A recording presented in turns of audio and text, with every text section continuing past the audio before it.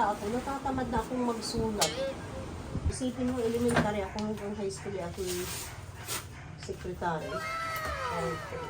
Talaga? Secretary ka dati?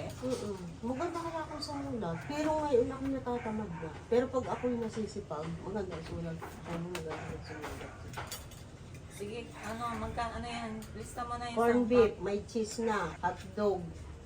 Ilagay mo presyo para ma-budget. Lagyan mo ang presyo, magkano yung corn beef? Hindi ko alam ang presyo.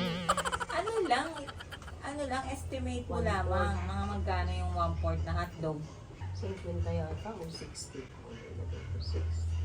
Okay. Ay, itong corn beef. Ano bang klaseng corn beef yun? Ay, yung ano na lang, Argentina, dalawang lata. Magkano yun? Mahal na rin.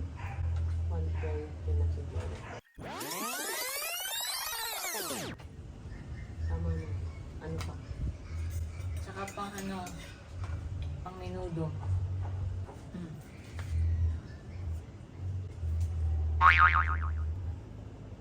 $380 yan, yung 1 kilo.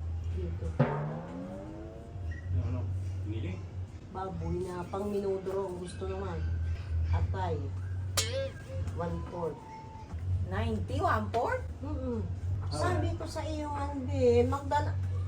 Bukas ikaw ang mamalingki. Ako sa palingki. Magdala ka ng 1,000.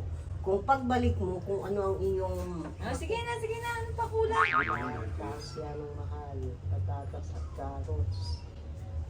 Ano lang to, Mahal naman yan, 50. Oo. Akala mo baga? Okay na? Pwede naman dilagyan ng hotdog eh. Ay, masarap naman Eh, yun. wala. Sa ulan. Okay na. Sige, kukwentahin mo na kung magkano lang.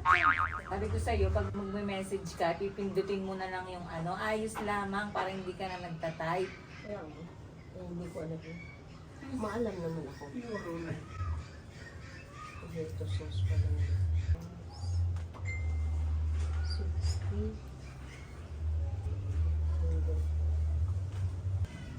Dami pa ng sangkap niya.